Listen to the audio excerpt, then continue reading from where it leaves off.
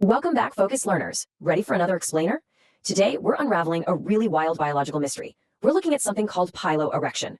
And as you'll see, we're going to explore how it's the hidden, unifying thread connecting animal hackles, musical frisson, and, oddly enough, the phrase cold turkey. Okay, let's dive into this, because I know what you're probably thinking. Looking at this question, it sounds like the setup to a bizarre joke, right? What in the world do angry wolves, an amazing piece of music, and sudden drug withdrawal have in common? I mean, on the surface, absolutely nothing. You've got wild survival on one hand, deep aesthetic pleasure on the other, and then a pretty grueling medical condition. But biologically, get this, they all trigger the exact same physical response in your body. Section 1. The science of goosebumps, the biological mechanism at play.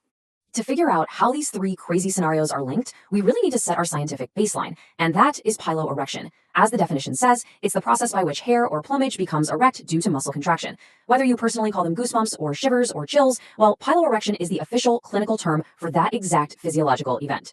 So what's actually happening right there under your skin? Well, at the base of every single hair follicle, you have this tiny little muscle called the erector pili muscle. When your sympathetic nervous system gets triggered, this little guy contracts. And that mechanical pulling action, that's what causes the hair follicle to stand straight up.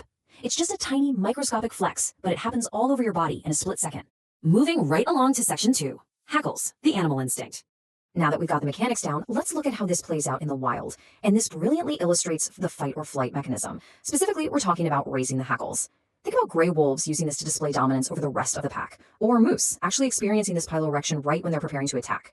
Then you've got cats and striped hyenas doing it as a direct, instant reaction to being scared or threatened. It's a completely universal, hardwired survival tactic. But why does this actually happen? Well, the evolutionary benefit is all about visual deception. It's like a magic trick. By raising their hair or their feathers, the animal creates this visual illusion of a much larger size. It's an automatic intimidation tactic, literally designed to make predators or rivals think twice before messing with them. Section 3. Frisson, chills for music. So we've seen the wild animal instinct, right? But let's pivot to something totally uniquely human. Tell me, have you ever listened to an incredible song and just suddenly felt a massive shiver run right up your spine? That brings us to frisson. It's defined as a psychophysiological response to rewarding stimuli, inducing pleasurable chills or skin tingling. Now, this is the exact same piloerection we just talked about with the wolves and the cats. But here's the twist. Instead of being triggered by fear or physical danger, it's triggered by the reward center of your brain and your sympathetic nervous system just reacting to something deeply, deeply beautiful. But get a load of this fascinating statistic from researchers at USC and Discovery. 50%. Literally just 50%. Only about half of the population actually experiences these musical chills. If you're one of them, you might actually possess some very specific neurological wiring. Now, what's really interesting about this slide is the actual structural difference in the brain itself.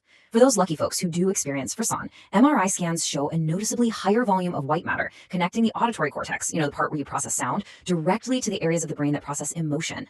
Meanwhile, people without frisson, they just have a standard volume of these communication fibers. More fibers basically mean these two distinct areas of the brain communicate much more effectively, and that's what allows for those extreme, spine-tingling emotional responses to sound.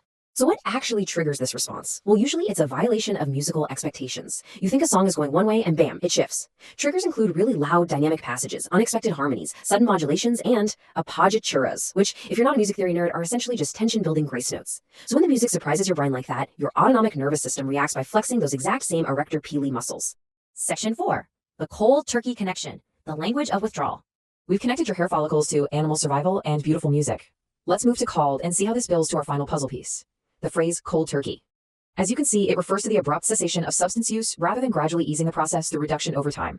It's the standard modern medical definition for quitting something suddenly and completely, which, as we know, can be incredibly unpleasant and, depending on the substance, sometimes even fatal. But honestly, why cold turkey? Where does that even come from? Well, the origins of the phrase are a bit of a historical detective story. If we jump back to 1877, this UK satirical magazine called Judy featured a sort of Scrooge-like miser named John Hume. He was served literal cheap cold turkey for days as an insult, which sparked this idea of the cold turkey treatment, basically being abruptly cut off or treated terribly. Then flash forward to the 1910s, and you get the North American slang phrase talking turkey, which meant speaking super bluntly and without preparation. But the real physiological connection, that finally happens in the 1920s, when medical texts actually start linking drug withdrawal to, of all things, a plucked bird.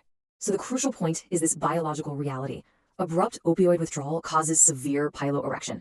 Because the body's thrown into systemic shock, those tiny erector pili muscles we talked about, they contract violently, causing massive goosebumps all over the body.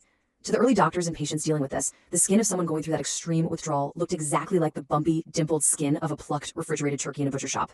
And just to ground this in documented history, look at this exact quote from a December 1920 New York City medical bulletin. It reads, "Some addicts voluntarily stop taking opiates and suffer out, as they express it, without medical assistance, a process which in their slang is called taking cold turkey." Isn't that wild? The slang was literally born directly from the physical reality of those intense goosebumps.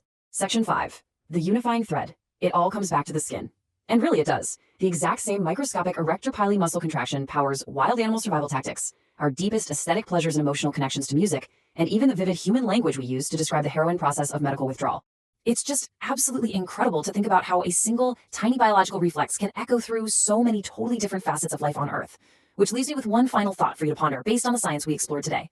Are you in the 50% of people whose brains literally feel the music, or are you just getting regular old goosebumps? Thank you so much for joining me for this explainer. Keep wondering and keep learning.